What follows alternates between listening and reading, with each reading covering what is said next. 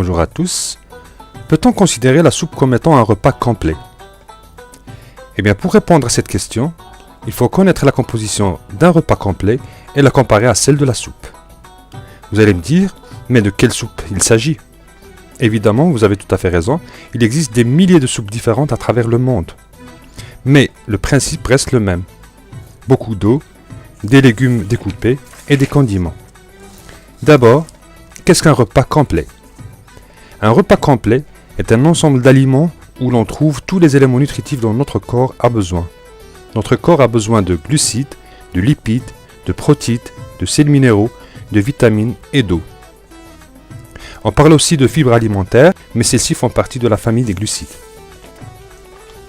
Ce n'est pas tout. Un repas complet doit aussi pouvoir fournir suffisamment d'énergie pour un bon fonctionnement de l'organisme. Un adulte, par exemple, a besoin à peu près de 2000 à 2600 kcal. Mais cela dépend de l'âge, du sexe et de l'activité physique. Un sportif a besoin de plus d'énergie qu'une personne qui ne pratique pas le sport. La soupe de base est-elle un repas complet? Si on examine sa composition, on peut constater que selon les légumes présents, la soupe est plus ou moins riche en éléments nutritifs. Mais, quelle que soit la composition de la soupe de base, un élément est absent. Il s'agit des protéines animales. La soupe n'est donc pas un repas complet, mais peut le devenir si on la complète avec des aliments riches en protéines. Par exemple la viande, les œufs ou le poisson. À présent, je vous invite à découvrir une soupe traditionnelle marocaine qui s'appelle la harira. Vous allez voir sa composition et sa manière de préparation.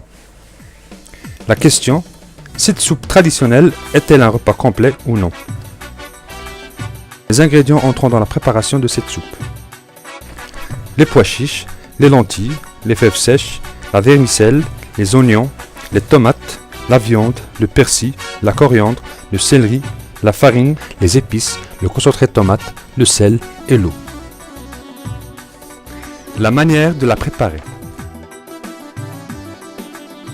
Découpez le persil et la coriandre en petits morceaux.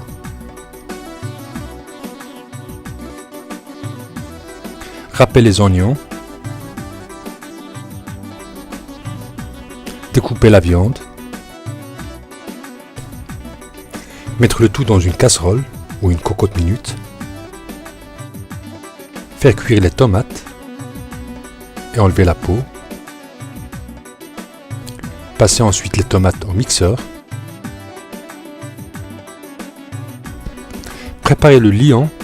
Le liant est une sorte de mélange d'eau et de farine. Et on ajoute généralement le concentré de tomate et un peu de jus de citron. Le liant doit être visqueux. Bien mélanger le bouillon. Pour savoir si le bouillon est cuit, vérifiez les pois chiches. S'ils sont tendres, le bouillon est cuit. Ajoutez la sauce tomate, puis le liant, et bien mélanger toutes les 5 à 10 minutes. Laissez mijoter pendant une trentaine de minutes. Et voilà, la soupe est prête. Bon appétit!